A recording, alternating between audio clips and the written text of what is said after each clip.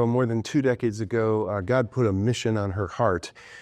She was told that she needs to go to unreached places, and that's why they call her Mama Africa. Her incredible journey just ahead. This is the Jeff Crilley Show. Well, I'd like to think that all of us have some kind of ministry. My ministry and mission is to help people tell their story. But I got to be honest, I come to an air-conditioned office every day. It's pretty comfortable doing my mission. My next guest has an incredible mission, and I can't even imagine what it's been like to walk in her shoes for the past 22 years. Carole Ward is with Favor International. Thanks for coming on the show. Thank you so much. It's good to be here, Jeff. Absolutely. Okay, so tell us, some 22 years ago, you received a message. Yes, I had prayed, Lord, send me where no one wants to go and to do what no one wants to do, reaching unreached people groups. And I had no idea how that prayer would be answered. And so it started with Uganda. Yes. And now it's broadened out to many countries. Many countries. It started in a war zone in Uganda of a 20-year war, and I went up there just to pray with no agenda. And God exploded the ministry, and now we are in South Sudan and Congo and Ethiopia and Chad and Morocco and Egypt and northern Kenya and Somaliland and Djibouti and Central African Republic. Unbelievable. And we were talking just before the show. There's like some 200 different languages in those countries. So there's no way you could learn every language. What's it like going into a place where maybe they haven't seen but anyone like you before? Well, I go with an interpreter, and we go with prayer preceding us. So we fast and pray before we find headhunters, cannibals, war zones, unreached people groups, naked tribes, and we search them out. We find somebody that can speak that language, or we take somebody that can speak a similar language, and we go with an interpreter to take the gospel into those kind of regions. Carole, I am so blown away by your ministry. We've got some video that I found off of your YouTube channel, and as we put this up, I want you to kind of describe what we're seeing. Okay. This is actually a scene in Africa. We work mostly rurally, but sometimes in urban areas.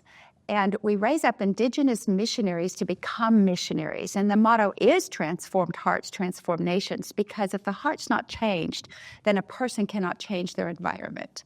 And so by empowering the nationals, they do an incredible job to transform their community through the gospel and transform their nations. We work with women empowerment. We work with trafficking children we take in, cattle raiders, cattle keepers, unreached people groups. We do church planting, church construction. You see portable Bible schools there with many, many nationals being graduated from rural Bible school. Well, Carole, I have to imagine not only is there a language barrier, but there might be a trust barrier. When you come into a village for the first time, do they instantly trust you? No, you earn their trust by loving them. When they know that you love them and you're there to serve them, they embrace you. And you wrote 2 amazing books. I'm going to hold up your first book on the screen so people can see this, and we've got a full screen graphic.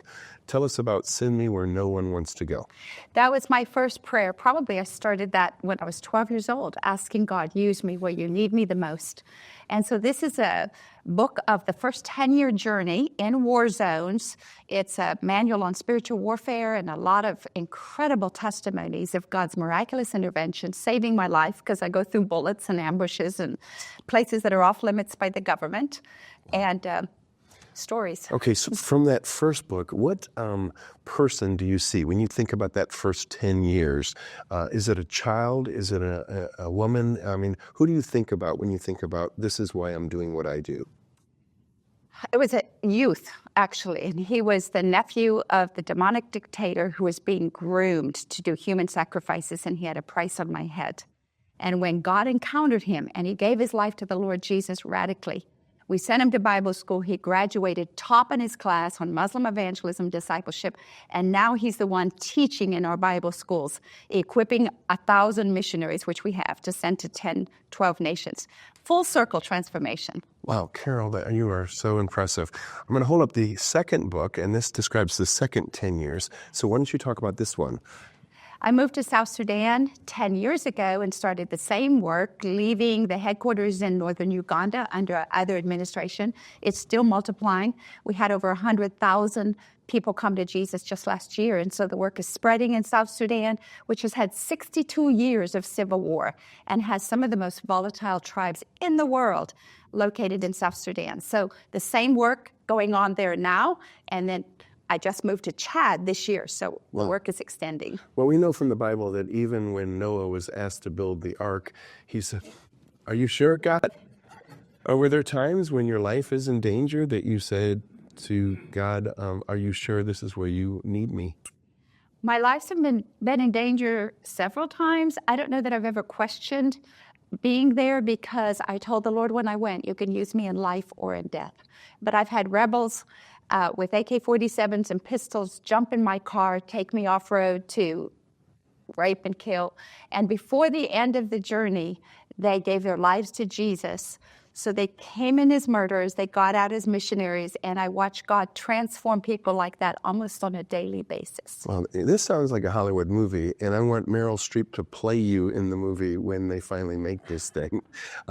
We've got some your website, so let's go ahead and pull up the website and scroll down, and I want you to talk about the ministry. And obviously you're based on donations. You cannot serve the people that you serve without help from the public. That's right.